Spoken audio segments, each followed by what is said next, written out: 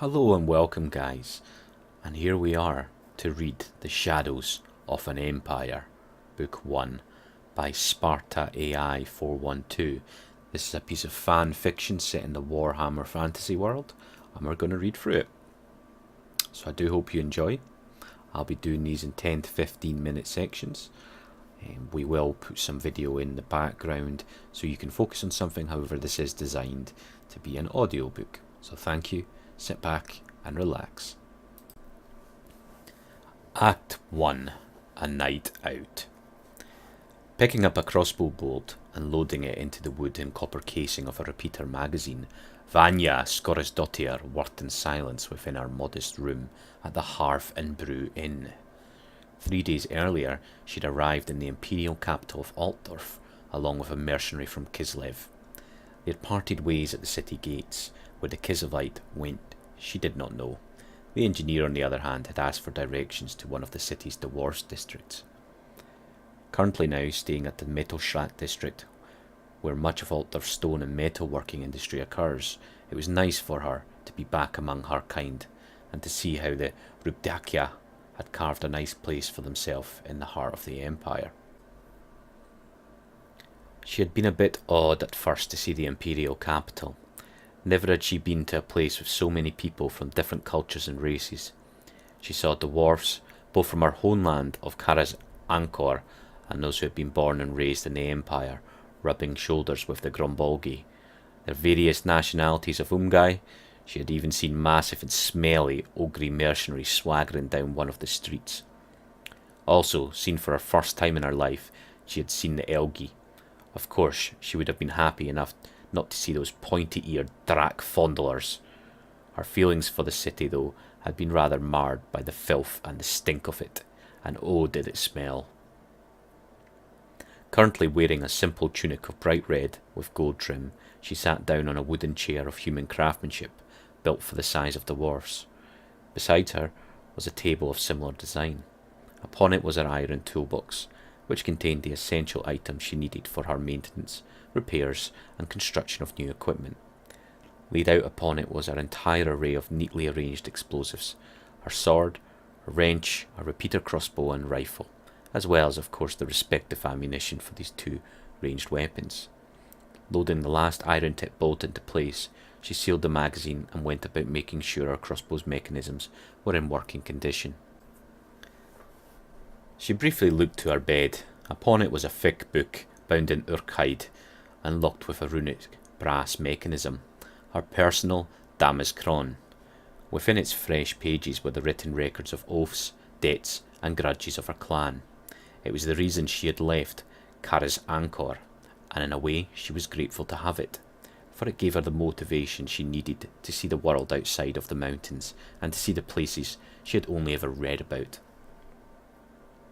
Looking back to her crossbow, she reached for the tools and pulled out several metallic instruments and began making further adjustments, loosening the pressure here, tightening a screw there, and using a rag to make sure there was no dust and grit to interfere with the mechanisms. She found her work to be both calming and rather meditative. Raising the weapon up to her eye, she took aim and fired the unloaded weapon. Satisfied that it should be in proper working condition, she went towards her rifle and began its maintenance as well. Already she had found who she was looking for to eliminate one of the minor entries in her cron. Her brother had been an adventurer before he became a slayer.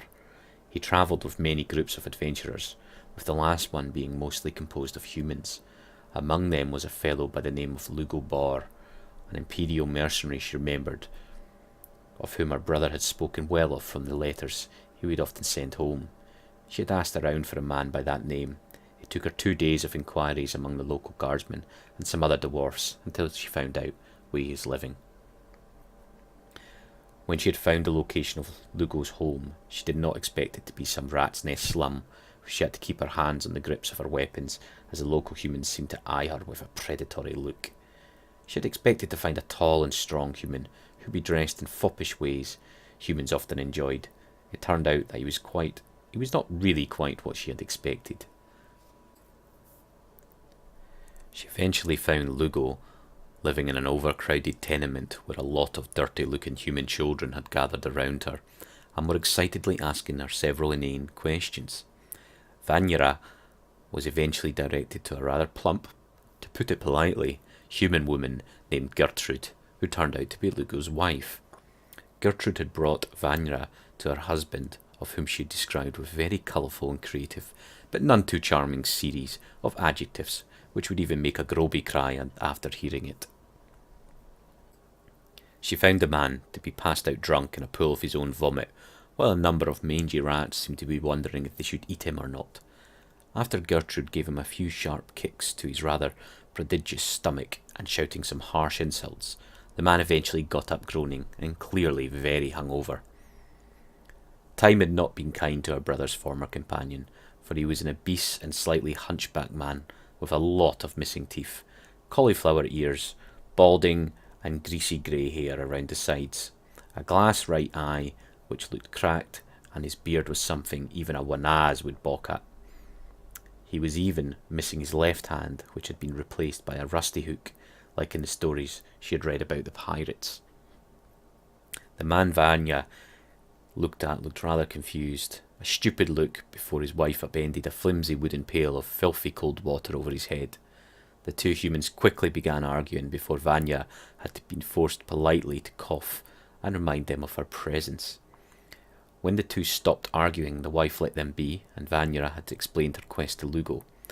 The man quickly seemed to regain his wits when the engineer mentioned her brother. A nostalgic look came over his one eye.